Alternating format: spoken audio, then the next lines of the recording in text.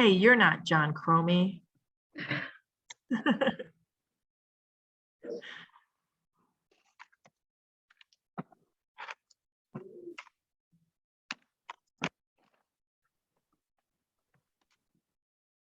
There we go. All right, can you hear us? Yep. Cool.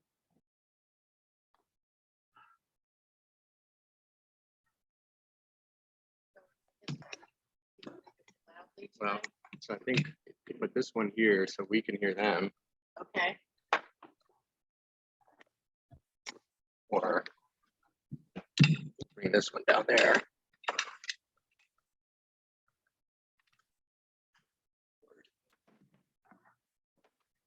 Can you guys hear us?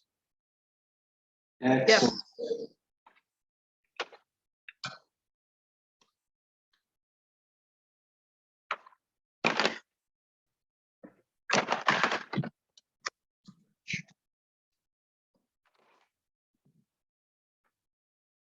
Okay, we're going to start the meeting. Next thing on the agenda is the minutes of July 7th. Anybody have any comments? Changes? Okay. All in favor of accepting the minutes? I'm sorry, is the microphone on? You can't hear me? That's better.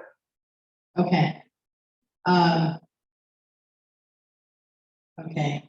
Do you would like to give me a motion to accept the minutes? Okay. All in favor? Aye. Yeah. Okay, opposed? All right, minutes accepted.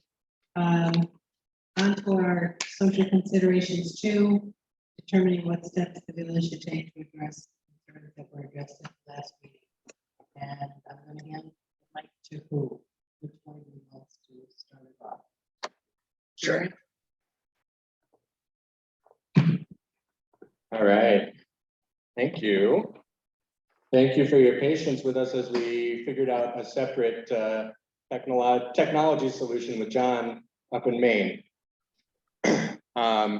Last week we talked about social considerations, and Jackie and I walked through a slide deck that outlined a lot of demographic information, as well as summaries of reports from existing conditions, the trees, the tree plan, as well as the pedestrian master plan. Throughout that, I think we tried to summarize as best as possible the current state and who lives here, who makes up the village, and included in that data points about income levels, racial makeup, age. Much of that, I think, was probably not super surprising, but nonetheless, at least confirmation of how we may all see the village already. I'd like us to just consider, first of all, and make sure that everyone had a chance to see the questions that were both included in the slide deck as well as in the minutes that John shared out. That's really, I think, the thrust of what we're hoping to try to address tonight, based on all of the information provided last time. To get us started, I thought I could share just a few of the key things that leapt out to me. One of those is regarding our demographic data, and specifically age in the village. Again, I think much of this is not surprising. We've talked about the village as an aging population in the past. But with that in mind, I think there are really 2 key questions considering the aging population. One is how we assist our aging neighbors, particularly that high percentage of over 50 folks who own their own homes and do not live with family members. The other is, how do we incorporate younger folks into the village and into village committees, boards, general involvement in the village to take over the reins for a lot of the folks who will be aging out. I'll just start here with a couple of things that I've considered. One of them I mentioned last time that I really think is a possible solution for driving younger engagement, and that is to try to free up more opportunities in the village by establishing limits on the number of times one can be appointed to a specific board or committee. I think that again opens up open seats that other folks at this point aren't necessarily aware of them existing. They don't know what boards there are. They don't know how they can get involved. So advertising those open seats and that kind of term limiting process would go hand in hand. Similarly, I think we've talked a lot about how we can get young folks involved in meetings. We talked about Zoom and how it's been beneficial for our committee here as well as others. I'd also like to see us continue that and beyond any pandemic restrictions, considerations, continue having virtual options for folks to attend all meetings live. I think it, again, for young families in particular, who struggle to get out of the house by 7 on a weeknight, being in the house and able to just turn on your computer once somebody's gone to bed is a huge help. Another consideration I had is how we can reach out directly to young folks. Again, we talked a lot about social media, and that's certainly an aspect of it, but we also have access to participation in elections. And I'm not sure, we might need to talk to legal counsel if we can reach out directly to young voters and make them aware directly through mailers of open positions in committees and boards. Again, advertising those positions to young folks who are already involved through voting, particularly finding other opportunities for them to pursue. For our folks who are aging, one of the biggest opportunities for us is to collaborate with our existing social organizations. We walked through a whole list of those organizations last time and tried to provide a little bit of a summary of where and what some of them do for our neighbors. But in particular for our seniors who are aging, there are social organizations who could provide assistance, both medical assistance, but also with running errands, with keeping up their property rather. And maybe there are even other opportunities for us to expand there. We have this very active home and garden club. Could we potentially work as a partnership with village government and our master gardeners in the village to help improve some of the lots around the village that might need a little tidying? Develop a process to identify those and feed them into a collaborative venture. We have a lot of opportunities like that too, potentially through the Rebuilding Together Saratoga County organization, who does rehabilitation and improvement of homes. Again, maybe there's an opportunity for collaboration and partnership through village grants to nominate and approve and improve some of the homes that may need a little help around the village.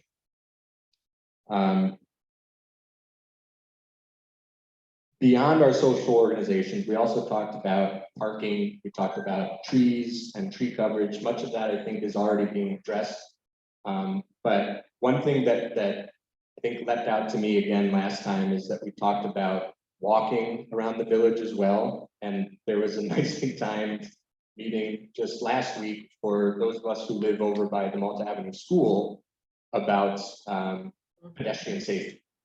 And we talked about things like speed bumps, speed dips, those types of things as alternatives. But one thing that kind of kept coming up is that we need painted crosswalks and we need enforcement of folks walking through those crosswalks being protected from oncoming traffic. Again, it came up a number of times. We have some painted crosswalks, not all of them are painted at busy intersections, but perhaps there's a chance to improve with further signage that makes it clear again that this is a crosswalk, it's well lit.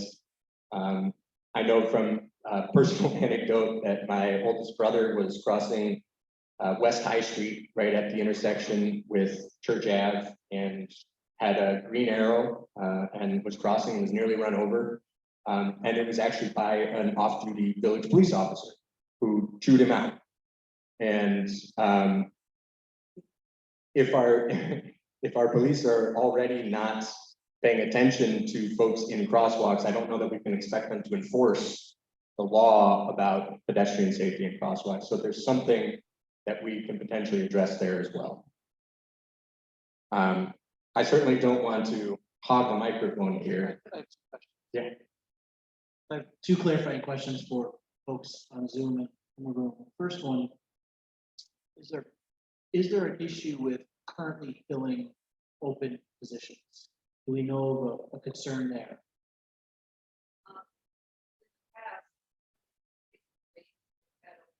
Need the microphone, we can't hear.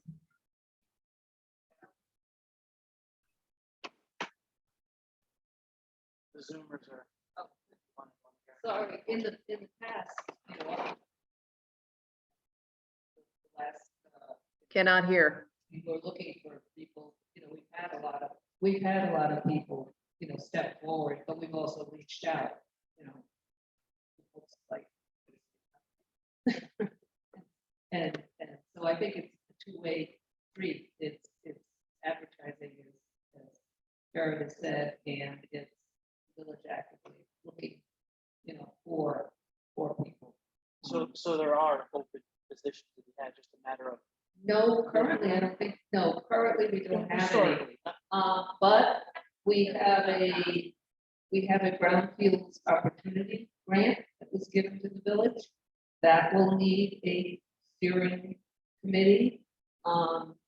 There are other, you know, particularly a lot of the involvements because we got grants.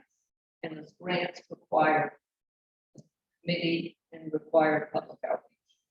So that happened, you know, with the tree grant, we've got a tree board, brought people in. It happened with the bike, the pedestrian and bicycle, we brought people in.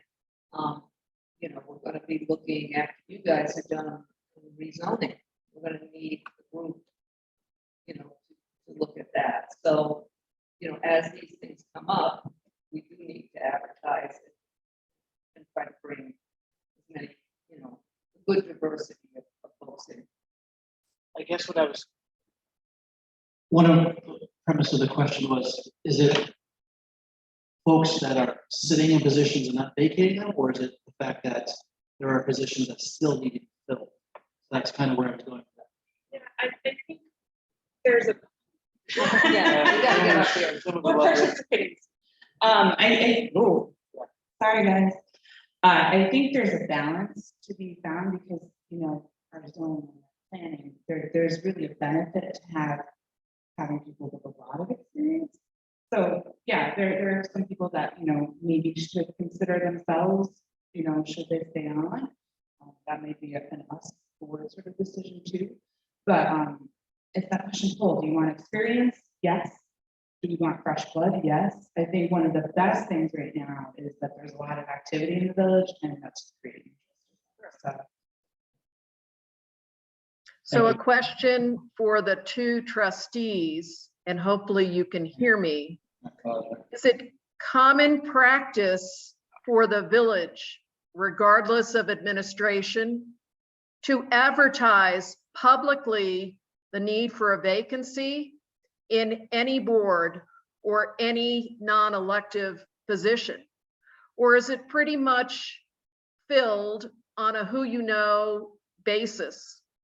Oh, is it advertising, like, are Yeah, they? is it a policy? Yeah, is it possible? Is it a policy? No, it hasn't been really. I mean, it's mixed.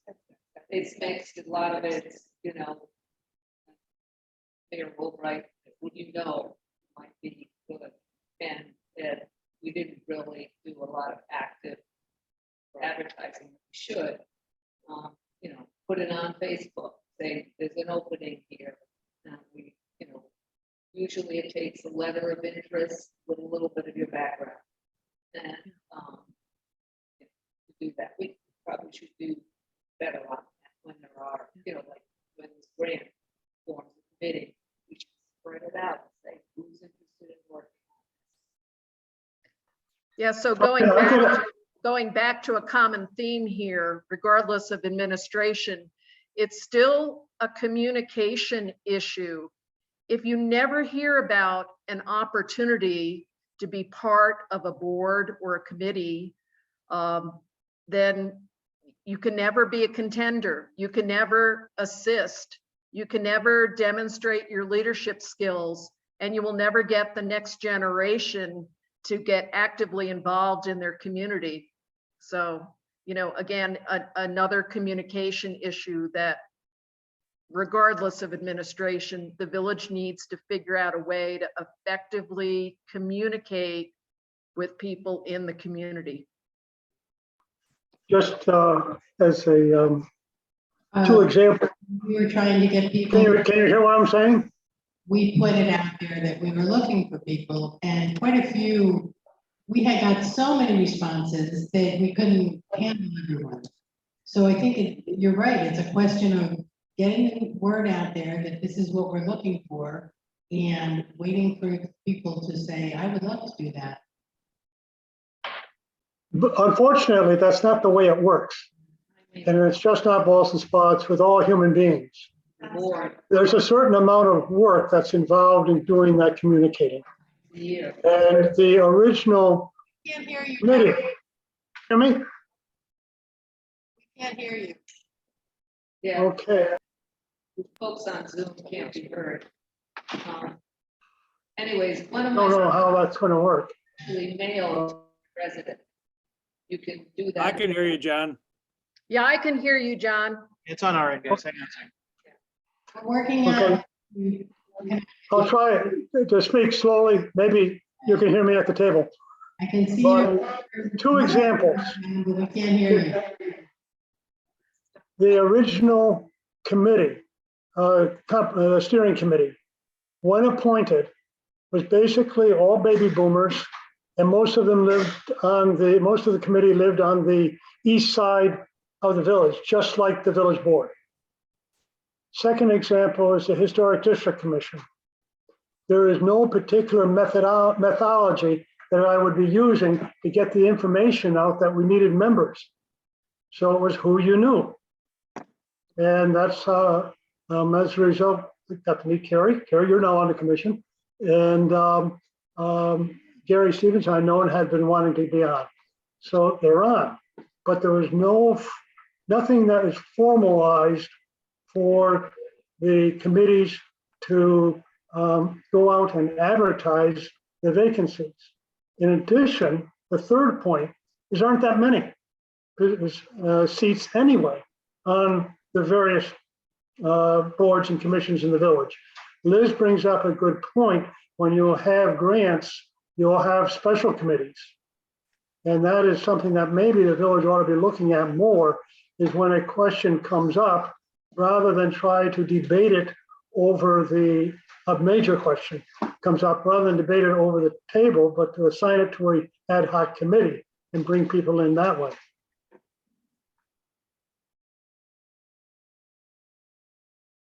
You want to ask John the question? How would turn up the bid? Hey, John, how do you get the volume coming through the television? John, He's laughing. What television? we can't hear you. So how do you get the volume turned up on the television?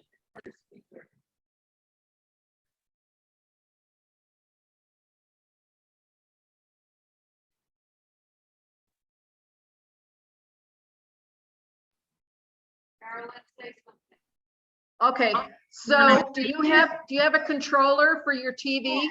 We can hear It's you. working. We can hear you We now. can hear you, Marilyn. Okay, is it just John you can't hear? Because we can hear him. Good now. We're good. There was a You connection. done? Good. John, can you repeat? Oh, what okay. you said? Now we can hear you. Now we can hear you. You can hear? All right. Are we recording too? Just, We are. okay, great. All right, John, you want to start again? Okay.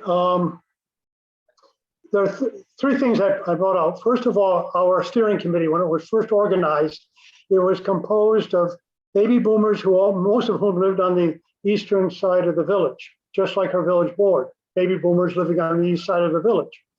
The other example is the Historic District Commission. The chairman of it, there is no process that has been set up that I would go to say, okay, we need 2 new members. and it was, the new members were appointed as people who I happen to know. Then the third thing is there aren't that many positions anyway in the village. When you look at it, it's just basically the planning board, zoning board, historic district commission, there's not too much else. There's no real budget committee set up for people to sit at. Also, there are times when some major issues, they come before the board and they wish to hash it out amongst themselves, and perhaps it may be better for them to set it off to an ad hoc committee, which brings in people to look at those decisions, and also makes it, in a sense, less political, which would be perhaps helpful. So John, I have a question for you. You said there aren't that many positions available for people to fill. Is that because the incumbents are serving multi-year positions and then automatically being renewed? Well, I wasn't addressing that. That is a question. That is a reality. That's exactly what happens. But just overall, when you look at the population of the village and you look at the number of positions that are available on boards, it's just not that many. Even if you were to fill all new positions, it still wouldn't be that many people involved.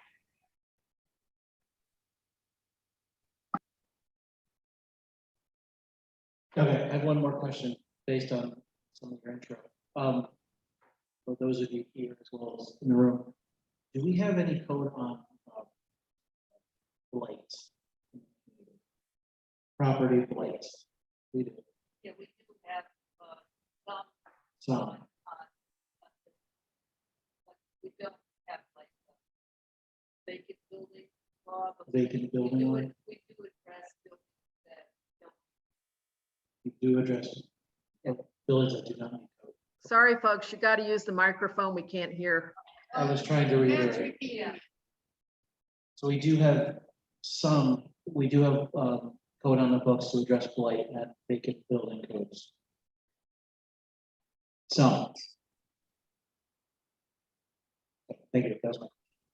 What are, Liz, I- what sort of enforcement is undertaken for something that doesn't make code? And is it a fine? Is it, how does that play out? Is the building improved as a result? I wasn't gonna go there, but you're there. Yeah, basically what happens, it has happened historically in Russell's spot, is enforcement doesn't happen unless somebody complains. So if somebody complains, then the building inspector goes in, examines, Can't hear. requires the person to, fix the issues. If they don't, then I think we do have fines in there. I don't know if they are. Yeah, well, our fines are usually up to a maximum of $250 or something like that. But we did talk about putting in some sort of more specific vacant building legislation back in 2019. But it didn't really, go anywhere. Actually, the number of vacant buildings in the village has increased, because I made a list of all of them.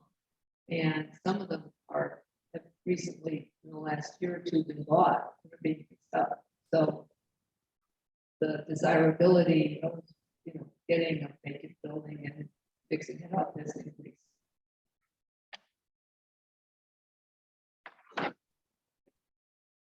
If I could just chime in on that one too, Matt. Where I live, there are two vacant buildings, one right next to where I live and one across the street. The one next to us, I own. It's vacant and it's that way for basically protection. The other one across the street, a neighbor owns, lives around the corner.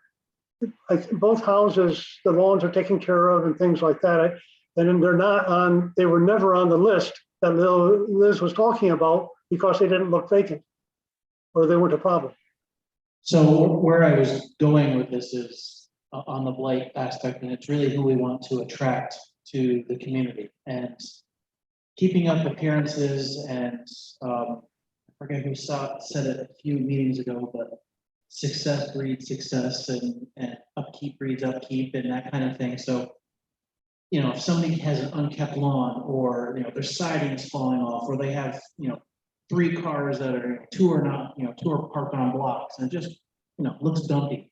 If there's a mechanism in place that we can use and leverage to report that, and it sounds like enforcement is predicated on reporting. So sounds like there are mechanisms in place to help step up the village's appearance, if you will. And so I think there's also an added layer here, though, of folks who may not be able to afford upkeep or the necessary repairs and improvements on an older house to bring it either up to code or up to, you know, a livable state. And I'm just, with a standard enforcement that you know, a fine, that's not going to resolve that issue. It's going to punish the person, but we're not going to see an improvement of anything that's blighted. And that's really where I was coming from in proposing these ideas of partnerships with, say, Rebuilding Together, where we could, you know, match or even work directly with them through their funding to identify places. We've talked a lot about the social character and the je ne sais quoi of the village. It's the people who live here who create that. So if we can help people who do live here, who are residents of the village, but cannot keep their property up to code for whatever reason, there may be an opportunity for the village to help. And like you guys were saying, the seniors, if it's a senior community or a senior living alone and needs some help upkeeping with lawn care. I think seniors, as well as you know, single mothers with children who are working. No, right, that would probably be some of the sort of county programs. Some of them might be good for seniors too. I can look into that. But I think also your homegrown solutions, your home and garden club, your community organizations might have a softer touch to just say, you know, these are the other 10 properties that we try to help out and start that way, do kind of a small community-based funding. Mm-hmm. So it's not like the county is helping you. If I might give you an example, the village that in the community I moved here from, New Scotland, we had a senior services coordinator who would, you know, help people go through the mazes and stuff. And we had social services here. And we did something called Christmas in April. And it was a day when everybody volunteered and they assigned us homes. And it was yard cleanup, planting. We got carpenters involved to fix the leaking sink or the toilet, or, you know, replace the falling down siding and all of that. And that was a very successful program. It would, you know, it might be something to try here, because we have a lot of talented people who can provide, you know, professional services, and they'd be willing to spend, you know, it would be like when we did the park cleanup and so on. Just a thought. That sounds like a great idea. I mean, that, you know, donation of services as well as time to help people, you know, get back up to looking good. And it also works with your just inclusion, outreach. People see that happening in the community, like, good for everyone. I'm sorry, I just had a question regarding these properties, at least living here. I often find that the ones that are neglected are ones that are owned by, like, you know, out of town property owners. Have you guys, do you have statistics about what seniors or low income people, I guess I'm just curious where you guys kind of do to this. So we do have some numbers about the number of seniors in the village, particularly the number of folks, not going to call everyone over 50 a senior, but the over 50s who live alone or without family make up a large portion of the over 50 population. We don't have any correlation between that population and the homes that may need improving. But I do think, Bernadette, to your point, a lot of that is also out of town landlords potentially. But I'm not sure we can get a really clear, accurate picture of who owns those places without some sort of door-to-door survey.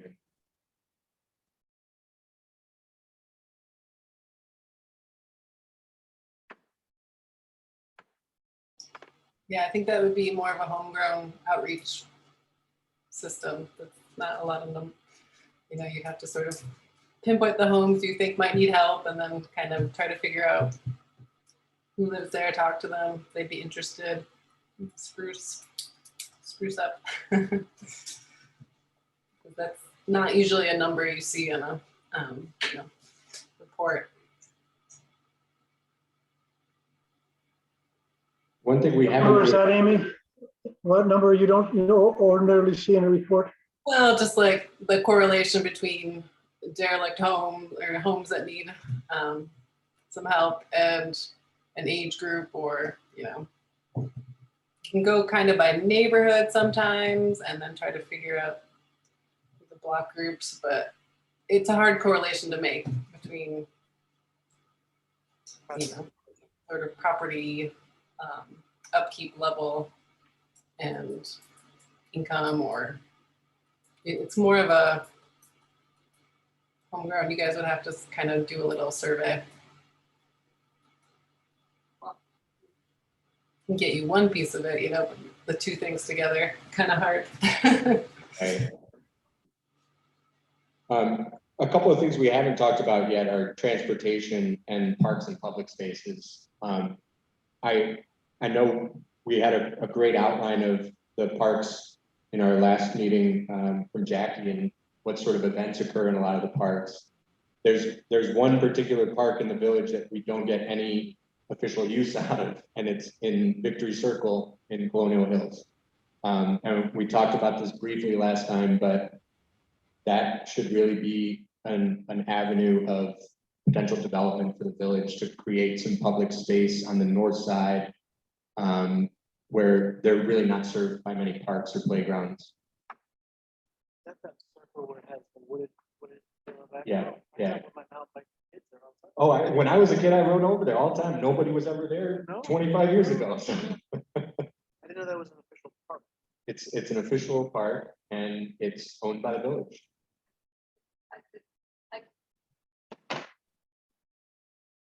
Recently talked to a resident in that area and I said, what would you like there? And does it get used? And they said it does get used for kids playing, you know, baseball and such. But she said two things, a playground and maybe a dog park. So those, just one resident up in that area. A playground and a what? A dog park. Oh, It'll definitely be on one of our, you know, future parks and improvements areas. A playground seems like a natural just because it seems like there's a lot of young families around there. You can back that up by looking at it, but Playground dog park is a winning combination too. Million. Exactly.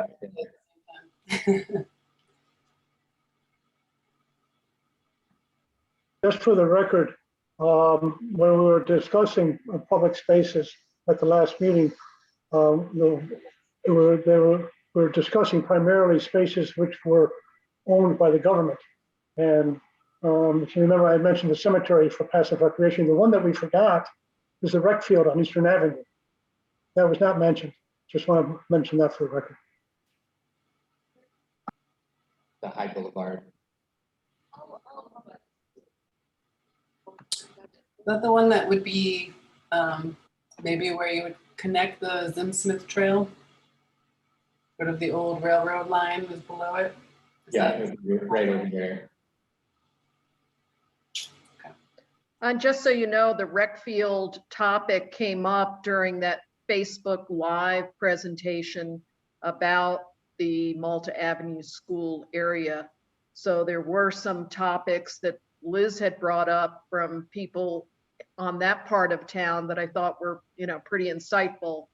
And there seemed to be some sort of consensus on the part of the school district there on Malta Avenue to pursue some improvements there. So we probably need to capture what he said during that Facebook Live presentation, because all of those things would have been positives, for that walkable community and community safety improvements. Yeah, and just for anyone who wasn't there in that meeting, and who isn't super familiar with the area, there aren't any sidewalks Right. around the rec fields. It's a very active place on weekends and some weeknights as well. And there's no sidewalks on the High Boulevard side. There's the dirt road that runs along the other side. But I think it's long been, again, as someone who grew up playing soccer over there, it's long been a concern of many of us that it's not very walkable. It's not something that you can get to safely for a lot of people with a family. Yeah, it does. And people drive quickly on that stretch. Yep. Is that mentioned in the pedestrian bike survey? Did you notice that area was in there? Oh, yeah. Yeah. That was Yeah. what first. I think actually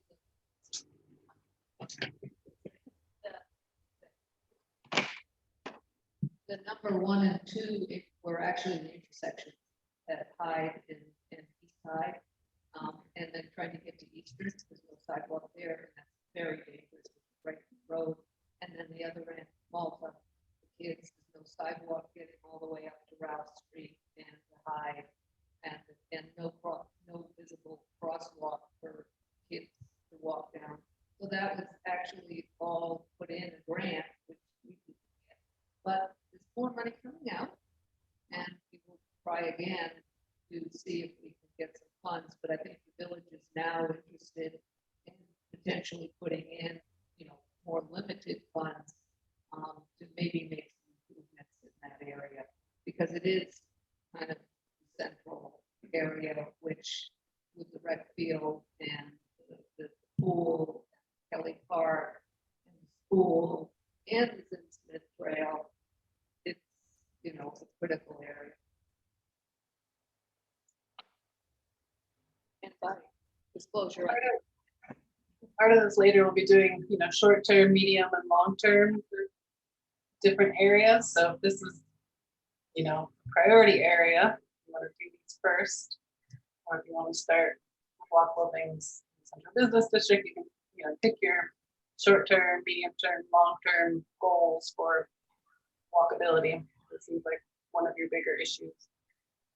It's come up a few times. When you're talking sidewalks and you're also talking Victory Circle, Colonial Hills was built without sidewalks purposely because it was looked upon as essentially a suburban development. But if you are going to be drawing people into Colonial Hills to use Victory Circle, there's going to be certain routes that are going to be more well-traveled and not necessarily by the normal residents of Colonial Hills. And that may require putting sidewalks down in those particular areas where people start coming in to that development to use the recreational field.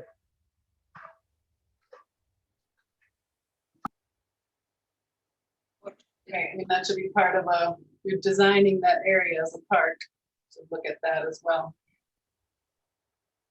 How it connects with other. Yeah, and particularly because Colonial Hills is kind of separated again by Greenfield Avenue, which is a busier road, and speed limit goes up to 35, I think, on Greenfield. So it's not something that's super easy for, again, children and families to cross.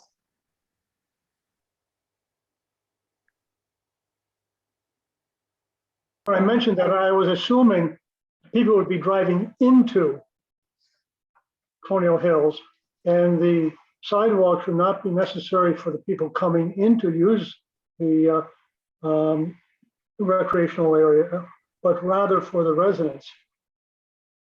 because of the increased traffic. There's a sidewalk around. Yeah, Matthew's saying there's a sidewalk that goes around Victory Circle. And, you know, John, I think I would challenge a little bit. I don't think it would only be people in Colonial Hills walking to the Victory Circle Park. When you come down, is it West North Street at that point? A lot of folks would walk from there. A lot of folks up by the water tower area will walk over into Colonial Hills. I think there are a lot of people not in the immediate vicinity who are still going to be walking over there, especially if we have a playground or a dog park, for example. South Street, Middle Street. Your point is well taken. The whole North Village, I'd say. You say the speed limit went up to 45? It goes up to 35 on Greenfield Avenue, yeah. That's typically like. 30 we've got. Well, right, and it's typically 45 is the speed of traffic, I would say. Mhm. Yeah, I mean, there's so many studies that say anything, like, once you go over 30, the odds that you're gonna be killed by a car or any vehicle, way up versus under 30, you're probably just gonna be, you know, you're just gonna have an injury, but it won't, most likely, a lot less likely to be life-threatening. So I'm always an advocate, if you can get people to just lower it 5 miles an hour. I know that's never popular. But I always say, you know, the stats are there, it saves lives. So you're gonna try to get them to walk to a park. And just on the crosswalk issue, I think, yes, paint them, put up signs with the arrows, crosswalk, state, you know, must stop for yield to pedestrians or something. You have to say it, people don't seem to know it, even though it's state law. And there's a school near me, elementary school, they have a button, you push the button and it flashes. Yeah. And so the cars see the flashing lights and they let you go, and it works. I would say, you know, don't be afraid to put more. Near a Yeah, school- that really is an issue in the village that is negatively impacting the quality of life of people that reside there and people also that visit. And Jared, I'm glad you shared your experience with your brother being chewed out, crossing at that intersection, because I have to tell you, a similar thing happened to my husband when he was crossing West High Street from our house across the street to the Cooperative Extension Office. He was almost run over by a state trooper. And the guy never stopped for the stop sign. And, you know, the crosswalks aren't the best, but there was paint on the road. So those are things that are negatively impacting the quality of life for people in the village, people visiting, and for us as a, you know, village of friends. So if law enforcement is not going to stop, you know, for a pedestrian, we're going to have problems for the future. But I just kind of wanted to touch on that quality of life issue and see if we can get to some of the other questions, because I know we've spent a lot of time talking about parks and walkability. The one that I'm kind of intrigued about is question number 3 that you and that you have in the meeting minutes here. How can the village encourage more participation from young adults? I just want to go back to that whole issue of the community not knowing what those opportunities are, and how can village government and the nonprofits in the community communicate that to the residents, because really what we're doing is setting the stage for the future. And if the current community population is not ready to pick up the slack in leadership positions in government, or for that matter in the nonprofit, social and volunteer sector, we're going to be in a whole lot of hurt as a community. So I just want to just make one suggestion, and that is that, you know, we really need to figure out a way for the village and the nonprofits to partner with one another and get the word out on an annual or a biannual basis about what those opportunities are, whether it's an outreach fair or highlighting those organizations, but building that relationship locally and making those volunteer and leadership needs known to the rest of the community. I can't agree more. And I go back to an earlier session we had where we were talking about this issue. And I was mentioning on how the organizations are trying to increase their membership and are looking to younger people to join them. And one of the responses I got was, well, no one has ever asked, which I thought was incredibly telling, because they were asking. The not-for-profits have been asking, they've been asking for years, but they have been asking in a different language. That the younger folks in the village do not listen to that language. And it's just the wrong place. And Where they are.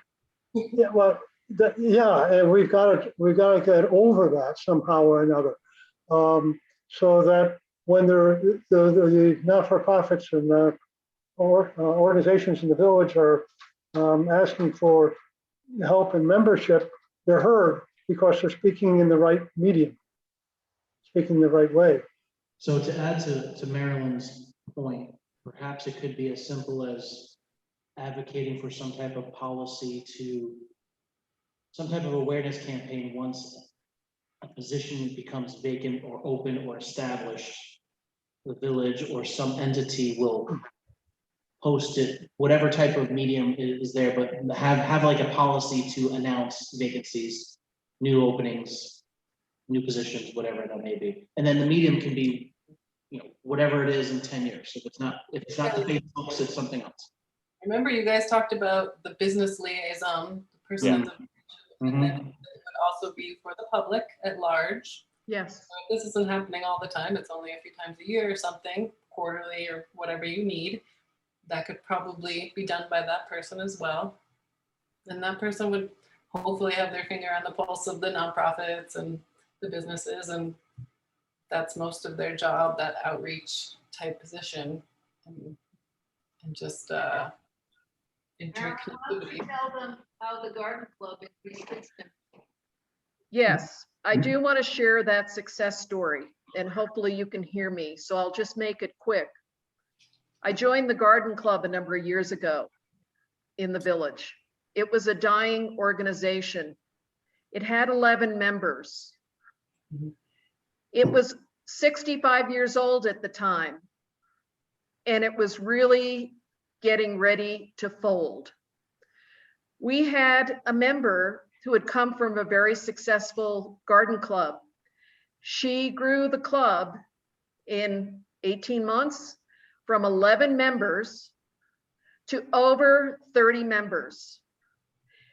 But we not only did that by asking people to join, we also made all of our meetings open to the public. I did publicity for the group for every meeting, and we encouraged people for each press release we put out, the public is welcome to attend. That helped. So all I'm saying is, I think in addition to getting someone to be responsible for this,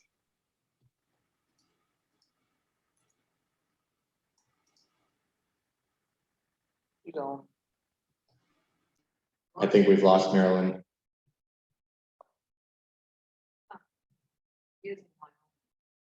Oh, she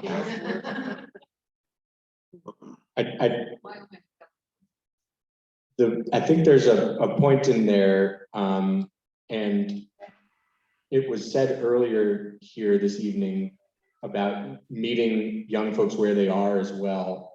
That I think the press releases, the PR can work, but, and we've talked about this a number of times, many young folks aren't tuned into traditional legacy media, a lot of our older population is. I would leave it vanilla and just whatever the platform of du jour. Oh, for sure. Will change over. Yeah, yeah, I don't think we need to outline what the medium should be. I think though, we also should consider personal presence in other places where young folks would be gathering, for example, school events. Henry's. Maybe farmers market events, all the family fun day type things that the village puts on over the summer, the winter carnivals. The village should be there advertising those same things that we're putting out in press releases, we're putting out in whatever medium we choose to use in the future. Yeah, and that's why part of our outreach plan was to do the concerts and Well, I think there's a good start in doing that with the ice cream festival and concert.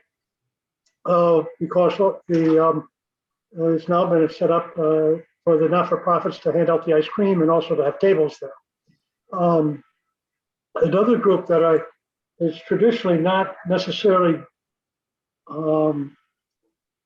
focused on the community, but would be a great way of introducing people to other organizations in the villages through the PTA. Because the PTA has a lot of parents who've got kids in the elementary school. Once the kids get a little bit older, they don't want PTA moms or dads around anymore. These folks are already primed really to come into the community. If they're not already there and participate in some of the groups and activities that are going on. And they might be able to help out. To John's point, I know that the actual motto of the Malta Ave PTA is to reconnect with the community, both the village community and the parents in the school, especially after being home with COVID and all of that. The goal is to reconnect with the village and build those relationships with the different village businesses and all of that. So that's a great idea. But my kids are going to want me around all the time. John, how dare you? Oh, dear. Where do you see?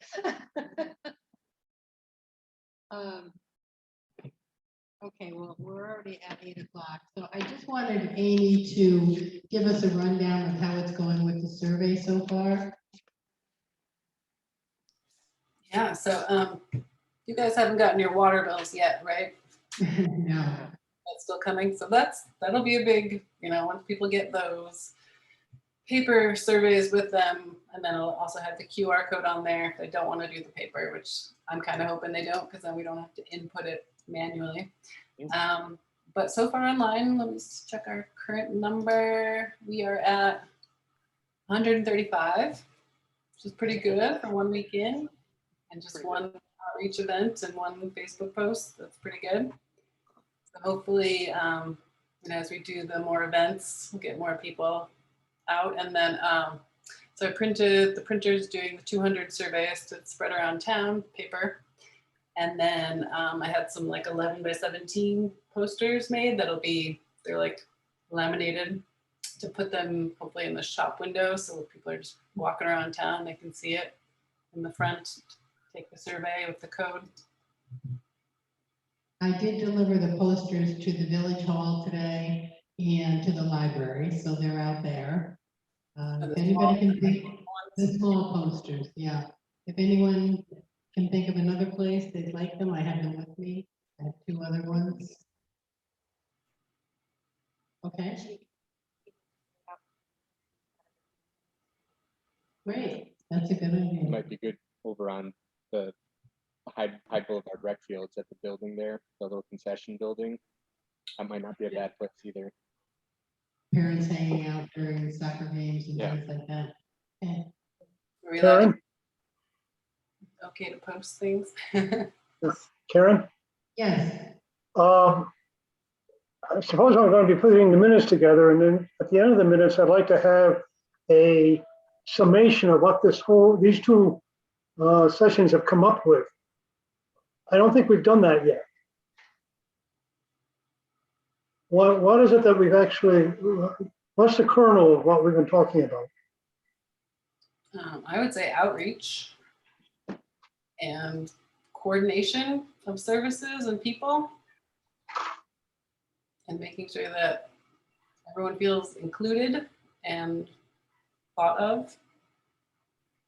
And to sort of use that homegrown manpower to, you know, better the look of the village and the feel of the village and get input.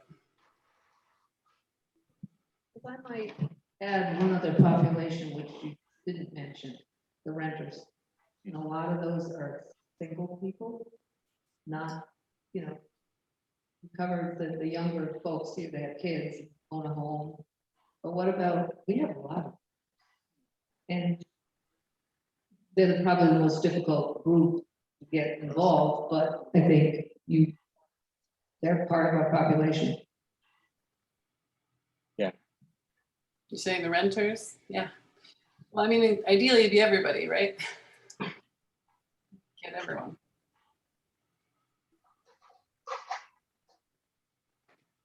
Well, I imagine that a lot of the renters have children in schools, right? And that's not going to prevent them receiving things from the PTA if they're involved in other of these organizations. Just because they're renters, I don't see them as being a separate and distinct aspect of the village. But you may. No, I mean, yeah, there are renters living two and three family homes.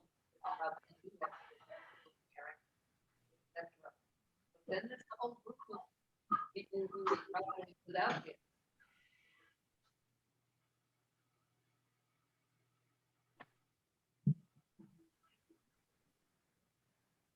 I just wanted to expand a little on something Amy you were saying as you were trying to summarize. With our outreach, I think part of it is also just collaboration. I can't tell if that's me or not.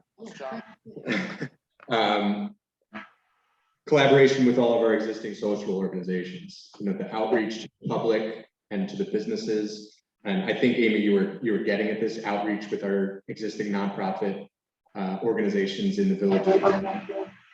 I think it goes beyond outreach.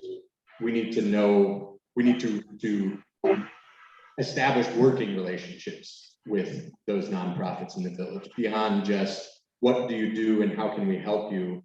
What sort of joint ventures can we work on together to improve?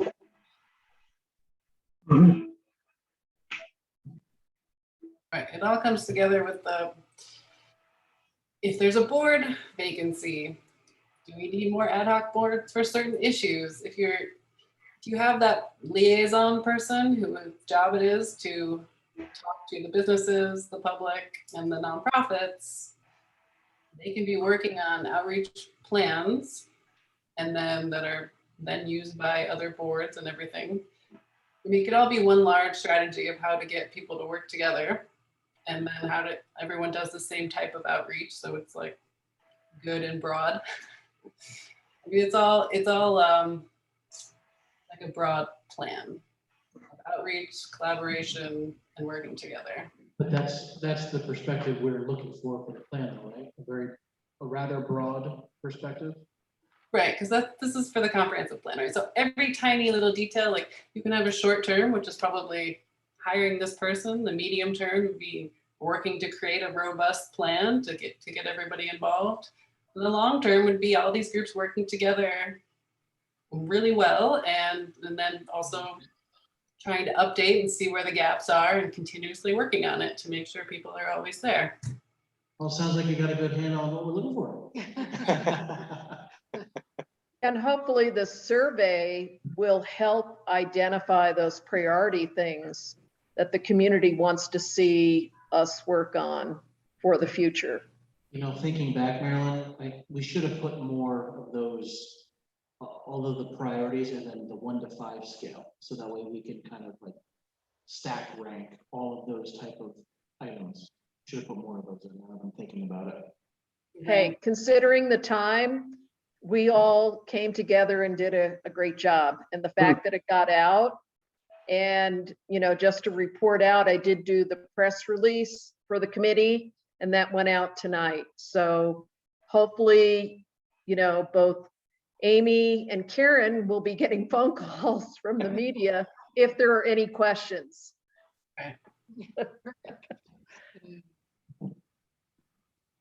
No, if this, while we're talking about the outreach and collaboration is working, and we're actually able to get the various organizations in the village in a state where they're really all very healthy. Then in that case, we're going back to Marilyn's question in the very beginning about how are the board positions filled?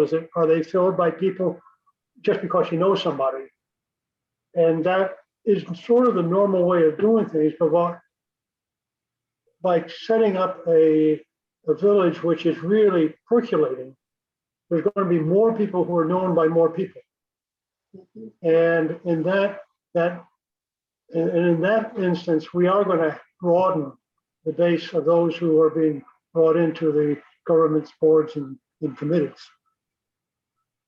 So it may solve a systemic problem by just using the systemic problem and making it a positive.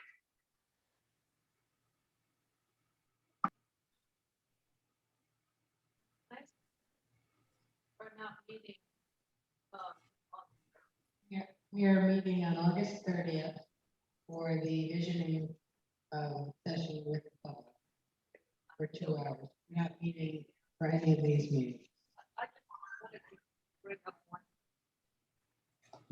I'm saying, I don't know if all of you know, but there's a major event that could happen. The county is considering, is doing a facility study. You might have already heard of it, but they may decide to move out of the village, at least the two buildings potentially, maybe leaving social services. That this was talked about in the village meeting. I think you're the comprehensive plan committee. You're talking about the future. I think you should discuss this as a potential and what the impact would be, and potentially what the village would do, to mitigate that, because that's a lot of employees and two empty buildings. Actually, we talked about that at our last meeting, right? And Yes. I think it's probably all already included in Amy's calculations for the master plan. Besides that, I don't think we're going to come up with anything new tonight that we didn't talk about the last time, do you? No, it's just Okay, make sure it's on your radar. right. Yeah, definitely.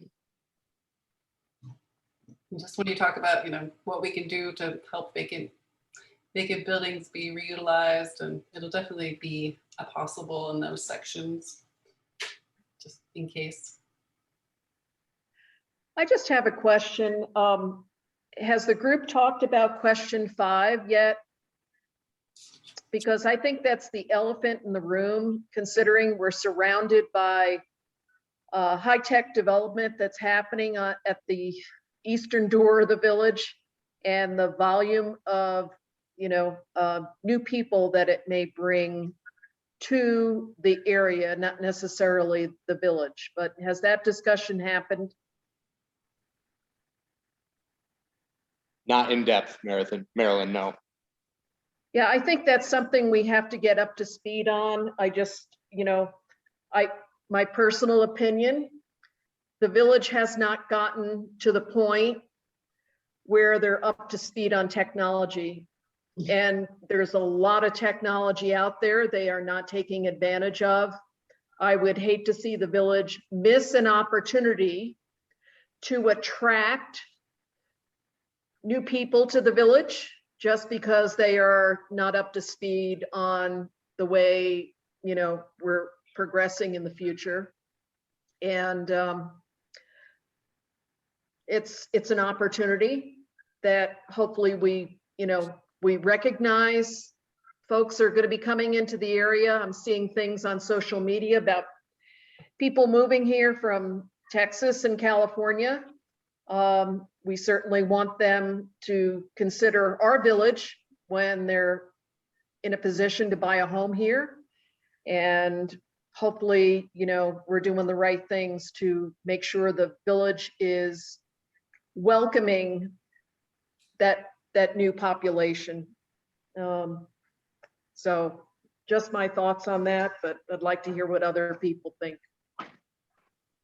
Yeah, Marilyn, and something we talked about last time, and it's come up a number of times now, are EV charging stations. And there's a reality that people who are driving EVs right now tend to consult charging maps. Right. And understand if I'm taking a trip to Lake Placid, coming from the Hudson Valley, where can I stop, charge my car for 40 minutes, that I can do something during those 40 minutes. And we in the village have things that you can do if we had EV charging stations here. Yeah, right in the public lots. Put those EVs right in the public lots. Right. The town of Milton is putting in charging stations over by Milton Center, the Burgess Kimball Park over there. That's not the same sort of environment as the village. Right. And it would be a shame if we lost those people's business because they're gonna hang out in the parking lot over by the park in the town of Milton, when they could be in the village shopping, eating, spending money, and socializing. Yeah, and there are grants from NYSERDA, which is the energy group. So there's money out there to do that. I think the town of Milton is fully funded by grants. Signage so people can find them and Exactly. be here, charge here. Yeah, it's an opportunity. Sure. And then what Matt was saying about trying to get just the fiber optic or more high speed, if people are working from home, if they want to stay here by a house and they need more of a high speed tech, or even if someone wants to reuse an older building and they have to get that kind of fiber optic capability in there for their business, it'd be great to have those ready to go. So Liz just asked if we have any volunteers that want to write that grant application. I would. Yeah, I've written grants before. So if anybody would like to just let me know how I can be helpful, I'll be happy to do that. Did everybody get Blue Niels's email today? Today? No. No. Maybe you just sent it to me, I don't know. I thought others got it. When he was talking about the governor issuing 2 different programs for localities and downtowns. And mainly localities, not so much downtowns. Which the locality would obviously include downtown. But if you didn't get them, then I'll share that with you. No, I didn't. Did anybody else? Yeah, there's some new stormwater infrastructure money. There's money coming out too. For lots of different- He's not talking about stormwater. He's talking about community development. And there are 2 separate programs coming out of the governor's office. all sorts of grants. I mean, The board is we write out the long-term strategies or even medium, just the grants that are available for each type of program. So that gives you guys This a little. grant is a version of the DRI, the Downtown Revitalization Grant. It's sort of a smaller version for smaller places. If you read the description, on the web, they haven't come out yet with their, application. But it pretty well fits what Boston Spa is, and the email went around to the board this afternoon, and Mayor Rossi said that they have been looking at it internally, and they think because the county may leave, that we might be more competitive. I frankly prefer the county to stay, but, and I think we have enough other properties we could put in for that kind of revitalization, but instead of being $10 million, it's more like $2 or $3 million. But still, we could use 2 or 3. Oh, good. Well, good start. Carrie, were you trying to say something at one point? But you are muted. No. Okay. Anything else for tonight? All right, once again, we're not going to have any August meetings. Our public workshop will be August 30th from 7 to 9, it'll be 2 hours. And then, John, what did we decide on? Is that considered our September meeting? And then we're not going to have a meeting until October? I don't think it has really been completely decided. There are 2 more issues left. One is land use. We had called it zoning in the past. And the other is, well, now that we've talked about all this stuff, what's reality and what's real? And what stuff is not real? I think that last topic can certainly be done in one meeting. I'm not sure about the question of how does this, what we've been talking about, visioning and all that, how will that affect land use, whether that's a 1 meeting or 2 meeting affair. If it's a 2 meeting affair, then we're looking at the end of September and beginning of October for that, and the last meeting in October for where does reality come in. Otherwise, if it's a 1 meeting thing, we can do them both in October. Who is the discussion leader for the land use topic? Scott. And he's getting a little, he sent me an email saying he's concerned about the quality of the people that have talked about their issues, and he doesn't know whether he can get to that level on land use. Well, we're gonna have some sort of updated mapping by then that we can share. Right. So, I mean, we can start the conversation if other people wanna So do you think topics, but we can do an overview and that kind of stuff. should that be the end of September or the first part of October? I think you might want 2 meetings for land use. Okay, so Absolutely. let's have the end of September. Because there's land use and then there's zoning, and you don't have to get too in the nitty gritty, but you might want to talk a little bit about the zoning and how it would change. So the steering committee meeting in September was the 15th? Was that the one that we originally put on? Yeah, I think so. Okay. And then in October, we have the 6th and the 20th.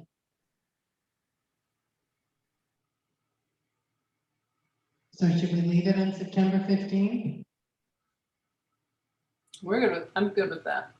Get our GIS guy. He's another sub-consultant. He's quick, he's good. Get in on it. Is everybody good with September 15th then? Yep. Okay. We'll leave that one on the books, and then that will give us all of September or all of October to do a second part of the land use and to do the evaluation of where things stand. I think that's it. Next week is the second concert, and I've got Jared and John covering that. Right, John? Cromie? Okay. I was gonna come too, but if you don't need me, I don't have to. I'd better the locals. Which I know Up to people. you, Amy. Okay. How is the survey coming in terms of using, the scanned QR code and or paper copies? Are we seeing paper copies show up at the village hall? Do we have a tally of how people have done it online? Online, I know 135.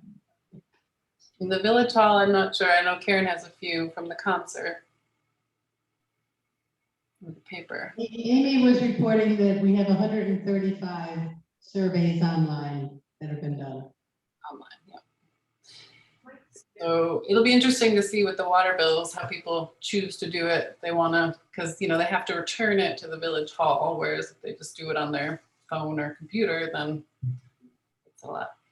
They don't have to do that. So I assume most people would want to do that, but we'll see. It'll be interesting. They have to return their payment, right? Yeah, why couldn't they just drop it into an envelope with their check, since Right. that's the way probably 95% of the people pay? Yeah, if they do, yeah. And when is that mailing going to actually take place? Does anybody know? Well, I was in the village hall today and they were, all the water bills were out on the table. So I'm assuming they're going out soon. Okay, I heard soon. I don't know. Anything else? Okay, we'll close the meeting. Thank you. thank you. Have a good weekend. Thanks, you too.